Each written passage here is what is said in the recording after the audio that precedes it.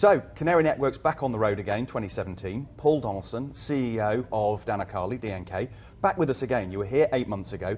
Tell us, for those who don't know you, a little bit about the business, and then let's get into what's happened for the last 8 months. Okay, well, about our business, we're Danakali, ASX listed company, about 200 million shares on issue. We are working in partnership with the Eritrean National Mining Company on the development of the Kululi Potash project in Eritrea.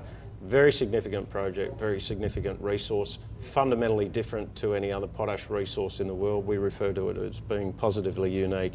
The last 12 months have been extremely busy. We submitted our completed definitive feasibility study to the Eritrean Ministry of Energy and Mines. We followed that up with stakeholder engagements, submitted our social environmental impact assessments and associated management plans to the Environmental Department. We've got all of our approvals through.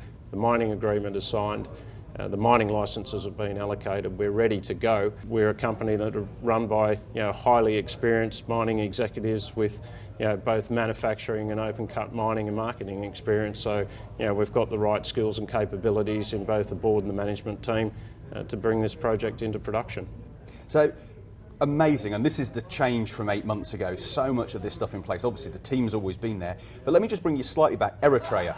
Not everybody will be familiar with Eritrea. Not everybody will understand the dynamics of that, and they may see that as a risk. So why is it not a risk? What have you done to de-risk that, and why where your deposits are is actually a good thing? We've been working in Eritrea since 2009. We're comfortable there. I've been there 16 times myself. I've travelled pretty much the entire length of the coast of Eritrea, and so we've been able to do business there. We've brought on basically studies to support a world-class project easily enough in the country. We've had a lot of consultants come in and out to support that work. We've got an excellent working relationship with our joint venture partners, the Eritrean National Mining Company. But importantly, the track record in the country really does speak for itself in terms of its economic development and the mining industry in particular. Since we spoke last, the Asmara project has started its development, the Zara gold mine is in production, and so the track record of the country and its mining industry speaks for itself. Now, potash pricing. You've talked about how rich the deposits are. Does that protect you because of the quality of the product from what has been a not stellar performance in the global commodity price for potash? Are you protected from that because of your quality of product? When people talk about potash, they're primarily talking about potassium chloride.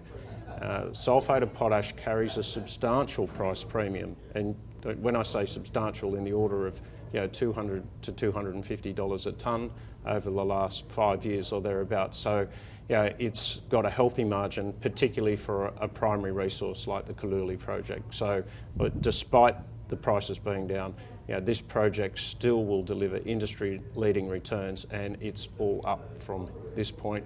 We believe the potash market in general has bottomed. We're starting to see price uplift, and we expect that will translate into SOP as well. Okay, so just closing out, Paul, key milestones for the investors over the next 18 months, and why should they have you in the portfolio? The classic finishing question.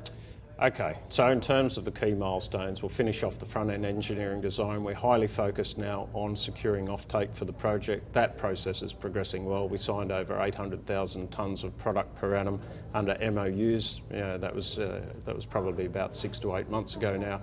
We're focused on transferring those into non-binding heads of agreement, then into binding commercial agreements, and we've got a lot of interest in our product, and we're not concerned about placing it, so that will obviously help with the funding. Getting our procurement strategy out of the front-end engineering design process is critical for our ongoing funding discussions, and of course securing the funding so that we can get the construction underway hopefully by the end of this calendar year. So they're all the things that people can look forward to. I should just stress, this is the most advanced stage greenfield SOP development in the world.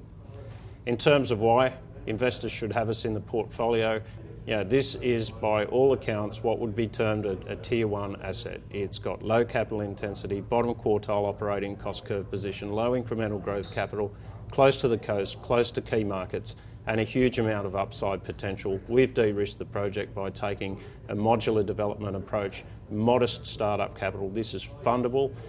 Sub $300 million for a potash development is actually very low.